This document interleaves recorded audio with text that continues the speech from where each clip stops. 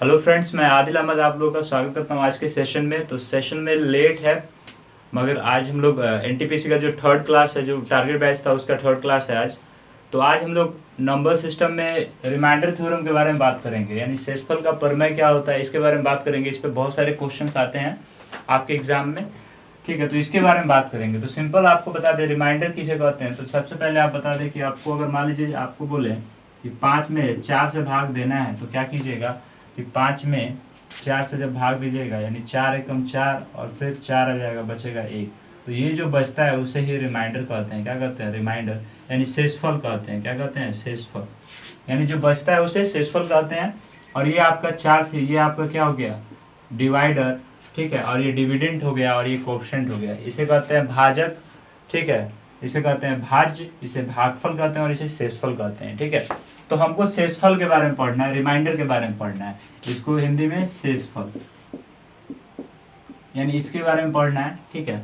तो हम सबसे पहले आपको बता दें रिमाइंडर थ्योरम में सबसे पहला बात क्या है कि देखिए, अगर कहीं भी आपको क्वेश्चन ऐसा दे दिया और आपको एक और चीज बता दें कि अगर मान लीजिए कहीं 19 दिया है और बोले आपसे 5 से भाग लगाने के लिए, 5 से भाग लगाने के लिए, तो आप कितने पे जाएंगे? तो आप सोचेंगे कि 4 हमारा रिमाइंडर आ जाएगा, 4 हमारा रिमाइंडर आ जाएगा, क्योंकि 5 से 15 हो जाएगा और 4 रिमाइंडर आएगा। अगर हम देखेंगे, देखिए यहाँ पे अगर 19 में हम भाग लगाते हैं तो 5 से 15 और यहाँ पे 4 आपका रिमाइंडर आ गया, ठीक है। ये हम भाग नहीं सिखा रहे हैं, इस पर कुछ कॉन्सेप्ट आपको सिखाने वाले हैं, ठीक है। तो देखिए ये 4 आपका आ गया रिमाइंडर और ये प्लस में आया, ठीक। मगर अगर हम इसको ऐसे करें, अगर इसको और आसानी से सॉल्व करना चाहें, तो मान लीजिए अगर हम ये अगर ये 5 चौका 20 हम ले लें, -1 आ जाएगा। क्या आ गया? -1 रिमाइंडर, यानी 5 चौका 20, एक आगे बढ़ गया, एक आगे बढ़ के हमने लिया तो 5 चौका 20 यानी इसके करीब आ गया, यानी इसके करीब जाना है। जो भी जिससे में भी भाग लगाने के लिए आपको दिया रहे उसके करीब जाना है, या तो आप प्लस में जाए या माइनस में जाए रिमाइंडर के हिसाब से, ठीक है। तो माइनस में आ गया। अब ये वास्तविक रिमाइंडर इसका नहीं है, वास्तविक शेषफल नहीं है। 5 से 19 में भाग लगे तो वास्तविक शेषफल -1 नहीं आता है। क्यों -1 आ गया? क्योंकि हमने 5 चौका 20 किया, नहीं इससे ज्यादा हमने लिया, इसलिए माइनस में है। तो जब भी अगर रिमाइंडर, याद रखिएगा, जब भी रिमाइंडर शेषफल जब भी आपका निगेटिव है, शेषफल जब भी आपका निगेटिव है, तो क्या करेंगे कि भाजक को उसी में जोड़ देंगे, यानी डिवाइडर को रिमाइंडर में जोड़ देंगे तो आपका ओरिजिनल शेषफल आ जाएगा। यानी भाजक को शेषफल में जोड़ेंगे तो आपका जो एक्चुअल शेषफल है, वास्तविक शेषफल है, वो आपका आ जाएगा। देखिए कैसे, अगर हम -1 में +5 को जोड़ देते हैं तो ये आपका 4 आ जाएगा, जो कि 19 में 5 से भाग लगाने के बाद 4 आता है, वो आपका शेषफल आ जाएगा, ठीक है। एक और एग्जांपल आपको लेके समझ ज़्यादा क्लियर होगा ये कॉन्सेप्ट। बस इसी कॉन्सेप्ट को रिमाइंडर थ्योरम में सीखना है और इसी पे आपको बहुत सारे क्वेश्चंस आपके बन जाने वाले हैं। जैसे आपको बता दें रिमाइंडर थ्योरम, और बता दें कि जैसे अगर मान लीजिए कि बताया गया कि 5, अगर मान लीजिए ये अगर 6 से हम भाग लेते हैं, 6 से भाग लेते हैं, नहीं 6 से ज़्यादा हो जाएगा, चलिए अगर हम 7 से भाग लेते हैं, 7 से, क्या 7 से लेते हैं, ठीक है। अगर हम 7 से इसको भाग देते हैं तो देखिए 7 में अगर 19 से हम भाग देते हैं, 19 से 7 को 19 में भाग देते हैं अगर, तो देखिए 7 दूना 14 शेषफल +5, तो ये इसका वास्तविक शेषफल हो गया, +5 ही इसका शेषफल आएगा। आप लोग बचपन से बनाते आए हुए हैं, बिल्कुल करेक्ट है, इसमें कोई गलती नहीं है। परंतु अगर हम इसको ऐसे सॉल्व करना चाहें, देखिए अगर इस देखिए 5 इससे 19 से बहुत 14 बहुत दूर है, अगर इसके ज़्यादा नज़दीक जाएं तो 7 तेरी अगर हम 21 करते हैं, 7 तेरी अगर 21 हम करते हैं तो यहाँ पे -2 आ जाएगा, -2 आ जाएगा, जो कि ये वास्तविक शेषफल नहीं है। हमने आपको बताया कि ऐसे भी आप कर सकते हैं, ऐसे भी आप इसको बना सकते हैं। 7 तेरी 21, 19 में से 2 गया, -2 हो गया, और जो आपका माइनस में आया क्या करेंगे, इस भाजक को इसमें जोड़ देंगे तो आपका वास्तविक शेषफल आ जाएगा, यानी 5 आपका शेषफल आ जाएगा, ठीक। अब इसका अप्लाई कहाँ करना है? अब इसको अप्लाई कहाँ करना है आपको बता दें, इसका आप अप्लाई कहाँ करना है। सबसे पहले बताएं, इसको इसके ऊपर आधारित बहुत सारे क्वेश्चंस आते हैं, आप इसे बहुत सारे क्वेश्चंस में इसका अप्लाई कर सकते हैं। जैसे आपको बता दें कि देखिए इसका अप्लाई आप कहाँ करेंगे, कैसे करेंगे इसका अप्लाई। तो देखिए सबसे पहले आपको बता दें कि क्वेश्चंस आपको बता दें क्वेश्चंस कैसे हो जाएंगे। और एक और चीज आपको बता दें कि अगर मान लीजिए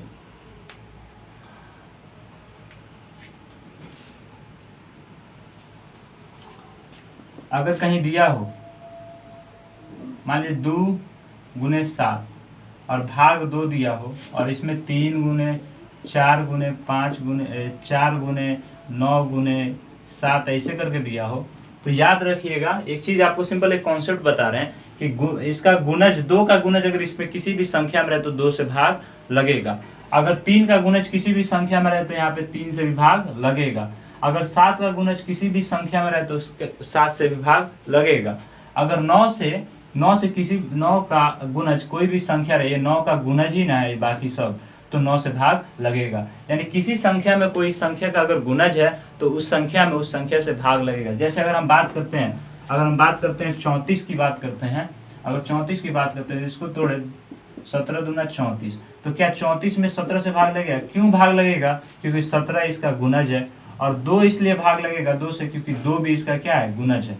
ठीक है, यानी मल्टीपल है। ठीक है ना, याद रखना है मल्टीपल है, तो इससे आप भाग लगा सकते हैं। ठीक है, फैक्टर है। ठीक है, गुणज है इसका, गुणनखंड है, फैक्टर है, सॉरी इसका फैक्टर है, यानी 34 का फैक्टर 2 और 17 हो सकता है। बिल्कुल। अगर हम बात करें 33 का बात करें, अगर 33 को तोड़े तो 3 × 11, यानी आप आसानी से कर सकते हैं कि इसमें 3 से भी भाग लग सकता है और 11 से भी भाग लग सकता है। क्यों? क्योंकि दोनों इसका गुणज है। ठीक है ना, दोनों इसका क्या है? फैक्टर है। ऐसे करके हम लोग देख सकते हैं। तो आगे आपको बताते चले कि देखिए आपको कैसे सॉल्व करना है क्वेश्चंस को, बहुत ही ईजी वे में सॉल्व करना है। कि इसमें देखिए इस पे आधारित कैसे कैसे क्वेश्चंस आते हैं। जैसे आपको मैं बता दूं, क्वेश्चंस मैं 1-2 ले लेता हूं आपके लिए। मान लीजिए अगर हमारा क्वेश्चन आया 15 × 23 × 30, ये आपको बता दे ग्रुप डी में क्वेश्चन पूछा गया था, पिछला एग्जाम में जो हुआ था ग्रुप डी का ये क्वेश्चन है, रेलवे ग्रुप डी बोला इसका शेषफल निकाले। तो सबसे पहले आपको बता दीजिए, अगर ये कॉन्सेप्ट आपको पता नहीं है तो इसको आप गुना कीजिएगा तब शेषफल निकालिएगा। ऐसे करने का जरूरत हमको नहीं है, आप यहाँ पे डायरेक्ट शेषफल निकाल सकते हैं। देखिए हमने क्या बोला कि अगर हम एक ज्यादा जाते हैं तो हम माइनस में भी शेषफल ले सकते हैं। बाद में माइनस का आपको मैंने काम बताया था। तो मान लीजिए अगर हम यहाँ पे जाते हैं 8 दूना 16, तो -1 यहाँ पे शेषफल आएगा, यही ना। 8 दूना 16, 1 शेषफल आएगा। 8 3 24, 1 -1 आएगा। 8 दूना 8 चौका 32, यानी -2 आएगा। ठीक है, यानी ऊपर शेषफल क्या आ गया? -1 गुने -2। जब इसको करेंगे तो माइनस में माइनस प्लस हो जाएगा, +1 हो जाएगा, फिर +1 में -2 से गुना करेंगे तो अंत में शेषफल क्या आ जाएगा? -2। जब -2 शेषफल आ गया तो क्या करेंगे? ये जो भाजक है इसको लाके इसमें जोड़ देंगे +8, तो आपका आंसर क्या हो जाएगा? +6। अब देखिए इस पूरे को जब आप गुना कीजिएगा और 8 से भाग लगाइएगा तो आपका आंसर इतना ही आएगा। आप कैलकुलेटर यूज कर सकते हैं कि इस पूरे को गुना कीजिए, 8 से भाग लगाइए, शेषफल, क्योंकि कैलकुलेटर में शेषफल नहीं आता, यहाँ पे 6 होगा +8, यहाँ पे देखिए सॉरी आपको नजर नहीं आ रहा होगा, +8 बराबर यहाँ पे 6 होगा। ठीक है, +6 होगा। ठीक है, तो ये आपको क्वेश्चन समझ आया। अब एक और हम लोग क्वेश्चन लेते हैं इसी के ऊपर आधारित। अगर मान लीजिए अगर हम ऐसा क्वेश्चन ले लेते हैं कि अगर क्वेश्चन अगर ऐसा दिया है कि 23 × 24 × 27 × 29 और दिया है 5 से भाग लगाने के लिए, किससे भाग लगाना है? 5 से भाग लगाना है। तो आप इसको कैसे भाग लगाएंगे? तो सिंपल सा आपको एक नियम बता दें कि रिमाइंडर थ्योरम हमने पढ़ रखा है, तो इसको आसानी से हम लोग भाग लगा सकते हैं। जैसे देखिए अगर यहाँ से देखिए, अगर आपको बोला जाए इसका शेषफल निकालने के लिए क्या निकालना है? शेषफल निकालना है, तो आप बहुत ही जल्दी नहीं निकाल पाएंगे इसका शेषफल, क्योंकि आपको इतना गुना करना पड़ेगा तब आप 5 से भाग लगाइएगा। और कैलकुलेटर से करने जा रहे हैं तो कैलकुलेटर में दशमलव में आंसर देता है, तभी आप समझ जाएंगे कि कितना आया है शेषफल, आप तभी समझ जाएंगे। तो देखिए अगर आप अपने से इसको गुना कीजिए फिर 5 से भाग लगाइएगा, आंसर आपका सेम आएगा। चलिए हम लोग इस थ्योरम का उपयोग करते हैं, रिमाइंडर थ्योरम का उपयोग करते हैं। और देखिए 5 50 25 लेते हैं तो -2 आता है। ठीक है, 50 25 -2, क्योंकि 5 का 20 लेंगे तो 3 आएगा, तो 3 से अच्छा है -2 क्योंकि नजदीक में है। ठीक है, और देखिए 5 या 25 25 लेंगे तो -1 आएगा रिमाइंडर, ठीक है। 25 लेंगे तो -1 आएगा। देखिए बहुतों को समझ नहीं आ रहा होगा तो आप ऐसे इसको करके देख सकते हैं। देखिए 23 हम ले रहे हैं ना, 23 तो 5 25 25 25 लिए तो 23 में से 25 गया -2, ठीक है ना। अगर उसके बाद 24 लेते हैं, 25 लेते हैं, फिर से 24 है, सॉरी 24 है, 50 25 तो फिर -1 आएगा। समझ आ रहा है? ऐसे ही कर रहे हैं तो आप डायरेक्ट कर सकते हैं। इतना आप ये नहीं, आप कंपटीशन की तैयारी कर रहे हैं तो इसको आप डायरेक्ट लिख सकते हैं। डायरेक्ट आप इसको लिखिए तो आप जल्दी बना पाइएगा। देखिए अब इसको 50 25 करेंगे तो +2 आएगा, क्योंकि 5 है 20 इसलिए नहीं किए क्योंकि -3 बहुत दूर हो जाएगा और +2 नज़दीक है, तो इसलिए 25 के नज़दीक 27 है, इसलिए हमने +2 लिया। अब देखिए 25 के नज़दीक इसको नहीं तोड़ेंगे क्योंकि 4 बाद में पड़ेगा ना, आगे है 4, नज़दीक में किसमें है 30, तब 5 6 30 यानी -1, ठीक है।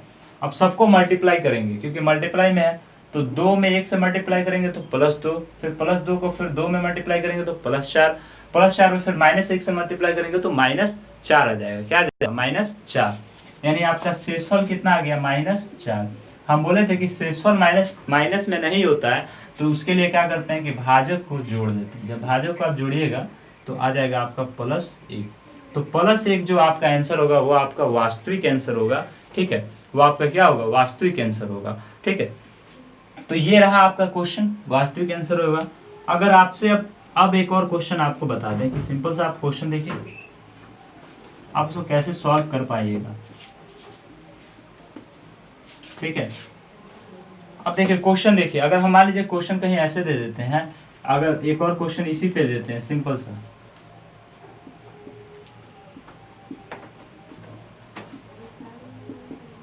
अगर हम क्वेश्चन देते हैं, देखिए अगर हम क्वेश्चन देते हैं 3 से, ठीक है, अगर हम 3 से इसको विभाजित करते हैं और बोलते हैं इसका शेषफल आप ज्ञात करें, इसका शेषफल क्या होगा, तो कैसे आप ज्ञात करेंगे? तो सबसे पहले आप क्या करेंगे? 3 से भाग लगेंगे तो 3 7 21 +1 आएगा, ठीक है। क्योंकि आप 24 तक नहीं जा सकते क्योंकि माइनस तो नज़दीक किसके है? 21 के नज़दीक है, 24 के नज़दीक नहीं है।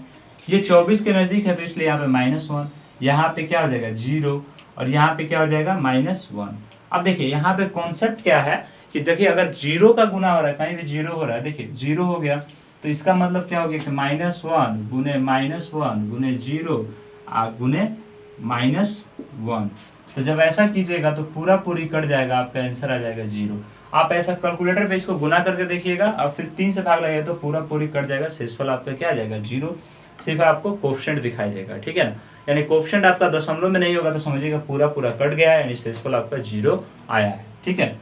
तो आप ऐसे करके देख सकते हैं, या आप कैलकुलेटर नहीं अपने इससे गुना कीजिए और इसको 3 से भाग लगा के देखिएगा तो आपका आंसर 0 ही आएगा, दूसरा कोई नहीं आएगा। यानी ये शेषफल आपका क्या आ गया 0। ये भी आप कॉन्सेप्ट समझ लीजिए। चलिए एक और क्वेश्चन लेते हैं हम लोग, ज़्यादा क्लियर होगा। एक और क्वेश्चन लेते हैं हम लोग, अगर हम लेते हैं मान लीजिए 63 62 64 65 66 बटा 64, सॉरी 8 या 64 ही ले लेते हैं। चलिए 64 ही अगर हमने लिया तो देखेंगे जब इसमें भाग लगेंगे 64 एकम 64 यानी माइनस, ये तो छोटा है, सॉरी हाँ चलिए 64 ही लेते हैं। चलिए अगर 64 ही लेते हैं तो अगर इसमें लेंगे तो 64 एकम 64 हो जाएगा, यानी -1 हो जाएगा। क्या हो जाएगा? -1। ये क्या हो जाएगा? -2, ठीक है। ये क्या हो जाएगा? +1 और ये आपका +2 हो जाएगा, सॉरी +2 हो जाएगा। अब देखिए माइनस माइनस प्लस हो जाएगा तो 1 में 2 से गुना करेंगे तो 2 आएगा, फिर यहाँ पे 1 में 2 से गुना करेंगे 2 2 दूनी 4, यानी +4 आपका क्या हो जाएगा? यहाँ पे रिमाइंडर हो जाएगा। +4 आपका क्या हो जाएगा? रिमाइंडर, यानी शेषफल हो जाएगा, ठीक है। क्यों? देखिए अगर 63 एकम 63 करते हैं, मान लीजिए यहाँ पे 64 है, 64 एकम और 64 करते हैं तो यहाँ पे घटाएंगे तो -1 आ जाएगा। वही अगर मान लीजिए यहाँ पे 62 है, यहाँ पे घटाएंगे तो फिर -2 आ जाएगा। वहीं पे यहाँ पे 65 है और यहाँ पे घटाएंगे तो आपका +1 आएगा। वही मान लीजिए यहाँ पे 66 है और यहाँ पे 64 एकम 64 करेंगे तो आपका +2 आ जाएगा, जो कि यहाँ पे आया है। तो ऐसे ही करके फिर उसके बाद मल्टीप्लाई किए, 1 में 2 से गुना किए तो +1 और -1 में 2 गुना करेंगे तो प्लस हो जाएगा, यानी +2 होगा। फिर +2 में +1 से गुना करेंगे तो फिर 2 होगा, फिर 2 में फिर 4 से गुना करेंगे तो 2 में फिर 2 से गुना करेंगे तो आपका 4 हो जाएगा। ठीक है, तो ये क्वेश्चन रहा कुछ इस पे आधारित। अब एक और 2 क्वेश्चन आपको दिखा देते हैं इसी पे।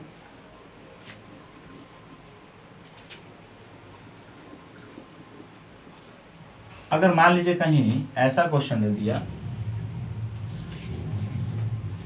कि 15 का पावर 302, ठीक है, 15 का पावर 302 दिया है और आपको दे दिया 16 से भाग लगाना है इसमें 15 का पावर 302। तो आप तो दिमाग आपका खराब हो जाएगा वैसे, क्योंकि ये इतना बड़ा नंबर है। अगर आप 15 को 302 बार स्क्वायर मतलब जो तोड़िएगा तो ये तो हमको लगता है पूरा बोर्ड भर जाएगा, इतना बड़ा नंबर आएगा। तो आप इसका शेषफल कैसे निकालिएगा? तो शेषफल निकालने के लिए आपको टेक्निक का पता होना चाहिए, जो हम लोग रिमाइंडर थ्योरम में हम लोग पढ़ रहे हैं। आप शेषफल कैसे निकालिएगा? एक और चीज आपको सिखा दें। देखिए, अगर कहीं माइनस में पावर हो, माइनस अगर बेस अगर माइनस हो इसके अंदर स्क्वायर के अंदर कोई भी, अगर ऊपर का जो पावर हो अगर ऑड होगा तो ये आंसर हमेशा माइनस में ही आएगा। ऊपर का पावर ऑड अगर अंदर माइनस हो और ऊपर पावर अगर ऑड हो, यानी विषम संख्या हो, क्या हो? विषम संख्या हो तो हमेशा पावर, हमेशा ये गुना उना कुछ भी होकर माइनस में आएगा। अगर मान लीजिए पावर सम हो, इवन नंबर हो, क्या हो? इवन नंबर, यानी सम हो, क्या हो? सम। जब भी अगर सम हो तो याद रखिएगा कट छड़ कर कुछ आएगा तो प्लस में आएगा। किस में आएगा? प्लस में ही आएगा। किस में आएगा? प्लस में। अगर पावर क्या हो? सम हो तब। अगर वही पावर विषम और निगेटिव हो तो हमेशा माइनस में आएगा।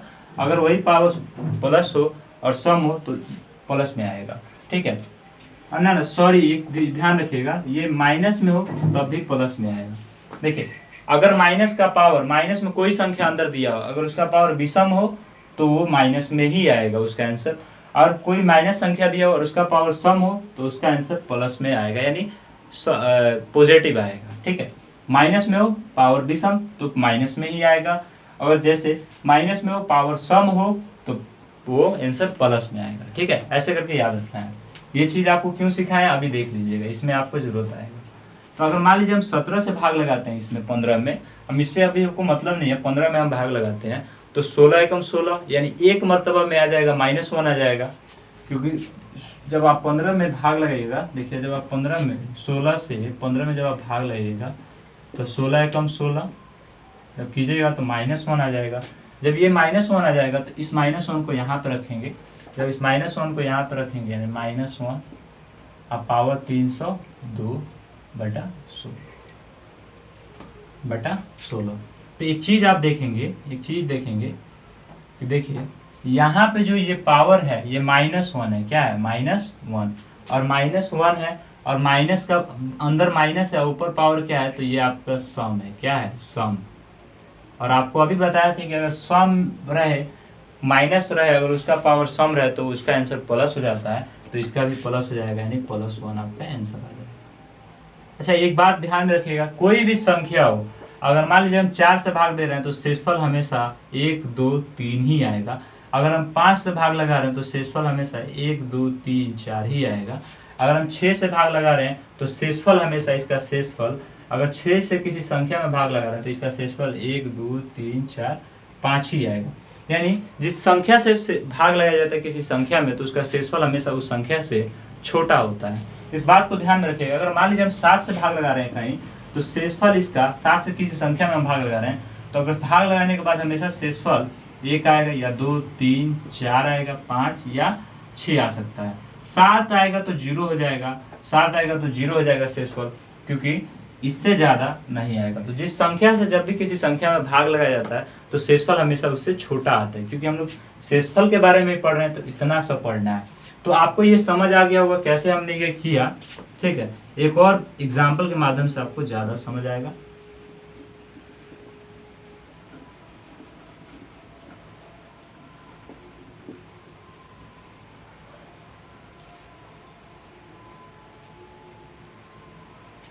अगर मान लीजिए कहीं इंक अब देखिए, अब अगला क्वेश्चन हम लोग एक बनाने वाले हैं। देखिए इस क्वेश्चन के साथ बहुत ही अच्छा कॉन्सेप्ट है, तो आप लोग ध्यान दीजिएगा इस क्वेश्चन पे। अगर क्वेश्चन क्या है, तो आपको अभी ये क्वेश्चन एक बता देते हैं सबसे बढ़िया। मान लीजिए 17 है और डिवाइड उसको 16 से करना है, और पावर दे दिया आपका 204। ठीक है, पावर दे दिया आपका 204। तो ये बहुत इजी है, शेषफल आप इसका आसानी से बता सकते हैं। जैसे आपको मैंने अभी बताया था शेषफल इसका क्या होगा, ये आप इसको ट्राई कीजिए। आप इसको क्या कीजिए, ट्राई। तब तक हम दूसरा एक क्वेश्चन देख लेते हैं, आप इसको ट्राई कीजिए।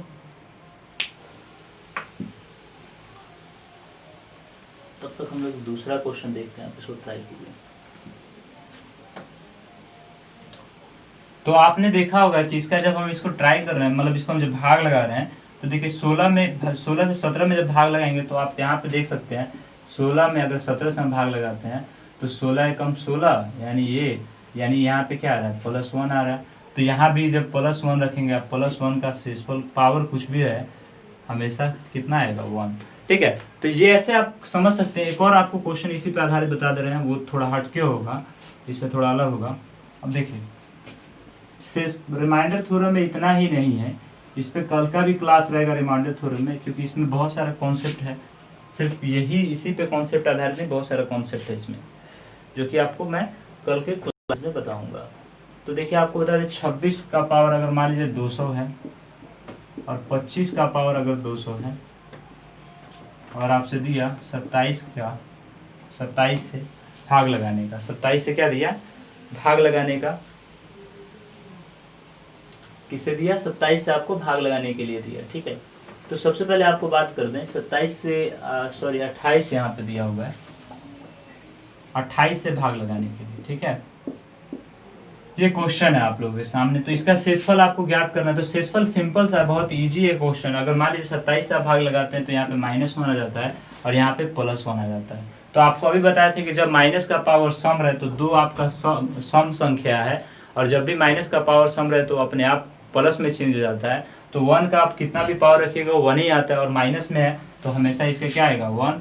और देखिए यहाँ पे क्या है, ये भी भाग लगेगा तो प्लस में आया, तो प्लस का कुछ भी हो प्लस ही आएगा। क्या हो जाएगा आंसर, 2।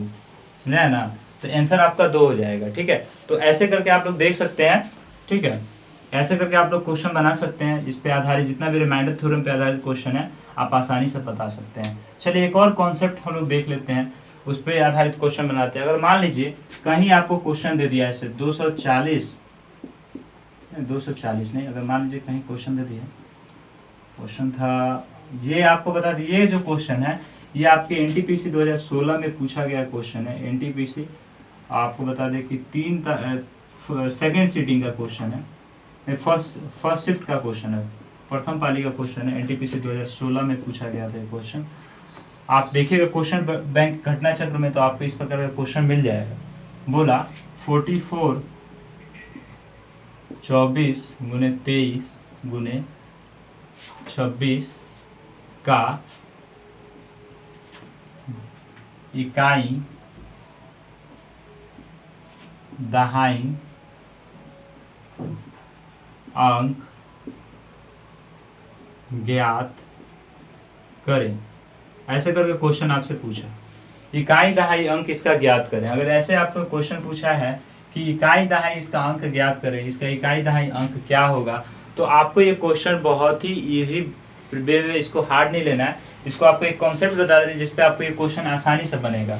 फिर उसके बाद आप अपने से निकाल सकते हैं इकाई दहाई सैकड़ा, इकाई दहाई हजार, ऐसे करके क्वेश्चन है। तो मैं आपको बता देता हूँ कि आप उससे क्या कीजिएगा। तो देखिए जब भी ऐसा क्वेश्चन आए कि इकाई दहाई निकालना है, क्या निकालना है, इकाई दहाई या दहाई बोले तो कोई मतलब नहीं है। आप सिर्फ याद रखिएगा इकाई दहाई दोनों पूछे, या इकाई अलग पूछे दहाई अलग पूछे। तो इकाई के लिए अलग कॉन्सेप्ट है, आपको बताएं। इकाई के लिए आपको बताए थे पहले वीडियो 2 वीडियो में आपने इकाई अंक के लिए कॉन्सेप्ट दिया था। यहाँ पे देखना है कि अगर इकाई अंक और दहाई अंक दोनों पूछे तो हमेशा याद रखना है कि संख्या में 100 से भाग लगा देना है। किससे, संख्या में किससे भाग लगा देना है, 100 से। जब भी इकाई दहाई के बारे में पूछे या केवल दहाई पूछे, इकाई दहाई या केवल दहाई पूछे, तो आप क्या कीजिएगा, 100 से भाग लगा दीजिएगा इस संख्या में। तो सबसे पहले आते हैं इसको सॉल्व करते हैं। एनटीपीसी 2016 का क्वेश्चन है ये। ठीक है, देखिए इसको सॉल्व करते हैं। मान लीजिए 44 गुने 24 गुने 23 गुने 26 और डिवाइड बाई 100, क्योंकि इकाई दहाई सैकड़ा, इकाई दहाई निकालना है, इकाई और दहाई निकालना है, चाहे केवल अगर दहाई पूछे तब भी आप 100 से भाग लगाइए। तो नोट में लिख लीजिए, अगर इकाई दहाई पूछे ऐसे में, ऐसा गुना देकर अगर इकाई दहाई पूछे तो आप उसमें 100 से भाग लगाकर तो इकाई दहाई निकाल सकते हैं। ठीक है, ये आपको नोट में आपको याद रखना है। ठीक है, तो चलिए अगर 100 से अगर इसको भाग लगाते हैं तो अभी आपने शेषफल का थ्योरम यानी रिमाइंडर थ्योरम आपने पढ़ा है। तो सबसे पहले बता दें इसमें क्या करना है कि देखिए इसमें 4 से अगर भाग लगाते हैं ऊपर नीचे कटा लेंगे, क्योंकि बड़ा है संख्या 100, तो 100 को पहले कटाएंगे। तो 25 चौका 4 25 मरतबा में कटेगा 4 से, और ये 11 मरतबा में कटेगा। ठीक है, तो देखिए एक चीज याद रखिएगा, जिससे आप कटाइएगा उस संख्या को यहाँ लिख लीजिएगा। जिससे आप कटाइएगा, मतलब 4 से हम इसको कटा रहे हैं तो 4 को हम इधर लिख लेंगे। ठीक है, अलग लिख लीजिएगा। 4 से अगर हम कटा रहे हैं ऊपर नीचे तो 4 को अलग लिख लेंगे। ठीक है ना, अगर हम 0 से 0 कहीं कटाते तो 0 भी लिखते हैं। ठीक है, तो याद रखिएगा 4 से कटा रहे हैं, जिससे आप कटाएंगे उसको आप यहाँ पे लिख लेंगे, नोट डाउन कर लेंगे। ठीक है, अब आते हैं भाग लगाते हैं। अब देखिए 25 से 11 में भाग नहीं लगेगा, क्योंकि 25 से छोटा है, यानी ये शेषफल ऑलरेडी बन सकता है, शेषफल बन सकता है, क्योंकि 25 से छोटा है तो 25 से शेषफल जो भी आएगा तो वो 25 से हमेशा छोटा आएगा। इसलिए 4 में क्या करेंगे, 11 में 25 से भाग नहीं लगेगा। वही 24 को देखेंगे तो यहाँ पे -1 आ जाएगा, वही 23 को देखेंगे तो यहाँ पे भी -1 आएगा, और यहाँ 26 को देखेंगे तो यहाँ पे +1 आएगा। क्या आएगा, +1। अब सबको गुना करेंगे तो -1 में -1 गुना करेंगे तो प्लस, और फिर +1 में +1 से गुना करेंगे और यहाँ पे 11 हो जाएगा, तो 11 में गुना करेंगे। ठीक है, तो ये आपका हो जाए, ये आपका -2 हो जाएगा, सॉरी ये -2 होगा। ध्यान दीजिएगा यहाँ पे -2 होगा, क्योंकि 23 में आप 25 से भाग लगेगा। तो देखिए यहाँ पे अगर देख सकते हैं आप, थोड़ा फंबल हो गया, देखिए 23 है और यहाँ पे 25 से भाग लगेगा, तो 25 से कम 25, और ये 23 में जाएगा 25 तो -2 होगा, तो यहाँ पे -2 हो जाएगा। ठीक है, तो 11 इसलिए लगाया क्योंकि 11 छोटा है 25 से, तो आप छोड़ सकते हैं उसको ऐसे ही। और फिर 24 में देखें तो -1 आ गया, 23 में -2, 26 में +1। ठीक है, अब सबको हम गुना करेंगे, जब सबको गुना करेंगे तो माइनस प्लस, यहाँ +2, फिर +2 में 1 से तो +2, और फिर 2 में 11 से यानी 22 हो जाएगा। क्या हो जाएगा, 22। ये आपका 22 शेषफल आ गया। शेषफल क्यों इसको बोलेंगे, क्योंकि देखिए 25 से छोटा है तो शेषफल ये हो सकता है। ठीक है, जब ये 22 आपका शेषफल आएगा तो क्या करेंगे, वास्तविक शेषफल निकालने के लिए क्या करेंगे, 22 में 4 से गुना करेंगे तो 88 आ जाएगा। तो ये आपकी इकाई की संख्या हो गई और ये आपकी दहाई की संख्या हो गई। ठीक है, तो याद रखिएगा जब भी आपसे पूछे कि इकाई और दहाई अंक निकालें इस गुने का, तो याद रखिएगा ऐसे करके आप निकाल सकते हैं। ठीक है, ठीक है, तो आप ऐसे करके क्वेश्चन का निकाल सकते हैं। ये शेषफल का इकाई दहाई, याद रखिएगा शेषफल का इकाई दहाई, किसका, शेषफल का इकाई दहाई आप शेषफल का इकाई दहाई जब भी पूछे आप 100 से भाग लगाइएगा। ठीक है, यानी शेषफल ही ना निकाल रहे हैं तो शेषफल का इकाई दहाई पूछे तो आप 100 से भाग आसानी से लगा सकते हैं। अब देखिए यही क्वेश्चन अगर हम आगे चल के आपको बताएं कि जब भी शेषफल का इकाई दहाई पूछे तो आप 100 से भाग लगाइए, अगर शेषफल का दहाई पूछे तब भी आप 100 से भाग लगा के निकाल सकते हैं। तो ऐसे आपने देखा कि क्वेश्चन कैसे बना सकते हैं, बहुत ही सिंपल वे में आप क्वेश्चन को बना सकते हैं। हालांकि आप गुना करेंगे तब वैसा, भाग करते गुना करने के बाद जब भाग करते तब आपको वैसा आंसर आता है। तो आप उसको कैसे सिंपल वे में बना सकते हैं, आपने उसको देखा। आइए एक चीज हम और लेते हैं। अगर मान लीजिए ऐसे दे दिया कहीं क्वेश्चन 240 गुने 23 गुने 24 गुने 26 गुने 27, अगर ऐसे कहीं क्वेश्चन दे दिया, ठीक है, और बोले कि वहां पे शेषफल था, याद रखिएगा शेषफल का इकाई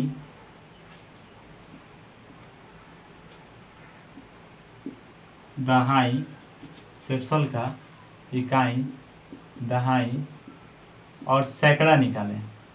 क्या निकालें, सैकड़ा। ठीक है, पिछला क्वेश्चन एनटीपीसी का था उसका, आज ये हम अपने से आपको दे रहे हैं कि ऐसे अगर पूछ दे तो क्या कीजिएगा, निकालें। एक आगे चल के पूछ दे, अब सैकड़ा पूछ दे तो आप क्या कीजिएगा, तो याद रखिएगा जब भी आगे पूछेगा बढ़ते जाएगा तो एक जीरो आप बढ़ाते जाइएगा।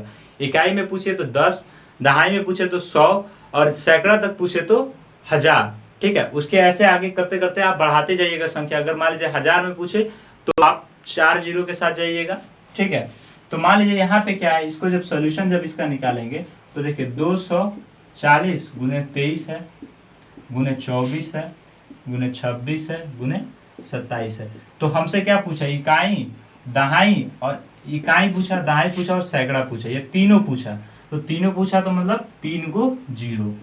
इकाई और दहाई पूछा तो 2 गो जीरो। ठीक है, तो यहाँ पे 3 गो जीरो, क्योंकि 3 चीज पूछ जाए तो 3 जीरो। एक पूछेगा तो 1 ही जीरो, ये 2 पूछेगा तो ये सिर्फ 2 जीरो। यानी इकाई दहाई तक पूछे तो 100 से भाग, इकाई दहाई सैकड़ा पूछे तो 1000 से भाग, इकाई दहाई सैकड़ा 1000 पूछे तो 10,000 से भाग। ठीक है, याद रखिएगा ऐसे करते जाना है। तो सबसे पहले आपको बताया कि इसको कटा लेना है, तो 0 से 0 कटाए, यानी 0 से कटाए तो 0 से लिख देंगे।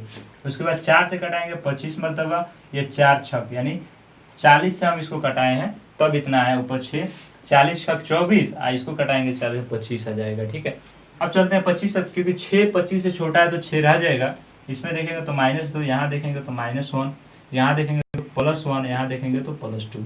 तो इसको गुना करेंगे, 2 में 1 से गुना करेंगे तो +2 हो जाएगा, फिर 2 में 1 से गुना करेंगे तो यहाँ पे +2, 2 दूनी 4, 4 छक 24, कितना आ गया 24।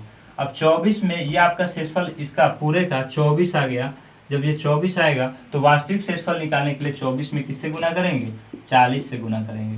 तो 40 से गुना कीजिए तो 0, 4 चौका 16 और 4 दूनी 8 1 9, यानी इकाई ये हो जाएगा, दहाई ये हो जाएगा, सैकड़ा आपका ये हो जाएगा। ठीक है, तो ऐसे करके आप लोग निकाल सकते हैं। कल हम लोग इस पे बहुत ही अच्छे अच्छे क्वेश्चन हम लोग करने वाले हैं। ठीक है, तो कल का सेशन देखना ना भूलें और आज का सेशन जरूर देखें, पूरा वीडियो देख लें आप लोग। ठीक है, और एनटीपीसी का लगभग मैं सारे चैप्टर्स मैंने कवर करना है इस चैनल पे। ठीक है, तो इस चैनल के साथ बने रहे और अपने दोस्तों को भी जोड़ें अच्छा कॉन्सेप्ट सीखने के लिए। ठीक है, तो लाइक करें और शेयर करें और हमारे चैनल को सब्सक्राइब करना ना भूलें।